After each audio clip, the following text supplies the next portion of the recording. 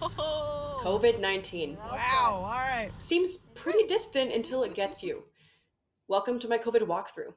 My story went a little like this. My roommate sent a text message in our group chat Tuesday, September 22nd, saying she had a high fever and she was really sorry. And teardrop emoji. Well, the following day, I self reported on the Healthy Together app where this message popped up. My symptoms worsened throughout the day into a headache, chills, and nearly 103 high fever. Then this happened. I'm wearing my mask today because I'm about to go get tested for COVID-19. Ooh. And the next day I knew. Are positive for COVID, so that's what's causing us.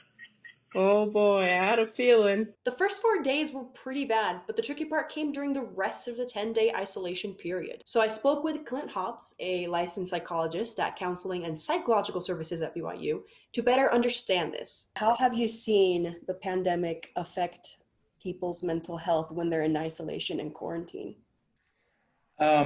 Geez, how long do you have, right?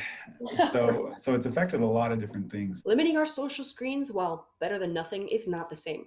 And spending a lot of time in our heads leads us to anxious thoughts because we think about the things we can't control. Sam Cosgrove, a fellow student, has had to isolate and quarantine a few times. From having COVID to being exposed, It was not fun either time. But there is hope. Hobbes suggested these 4 things. Number 1, limiting media exposure, staying informed through credible sources, but not wallowing in the information. 2, sticking to a routine, like waking up and going to bed at a specific time. 3, taking care of your physical health by eating and sleeping well and connecting with others. And 4, maintaining perspective as much as possible. And I would have them try it for a week or 2 and just see if that starts to make a difference. If things start to improve, they start to feel better, then maybe this stuff will work.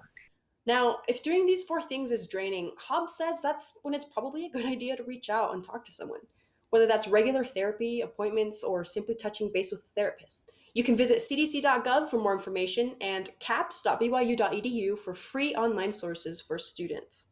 So now what?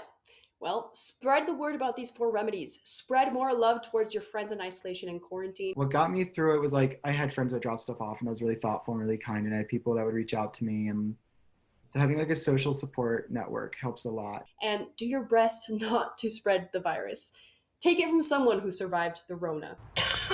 And happy emoji.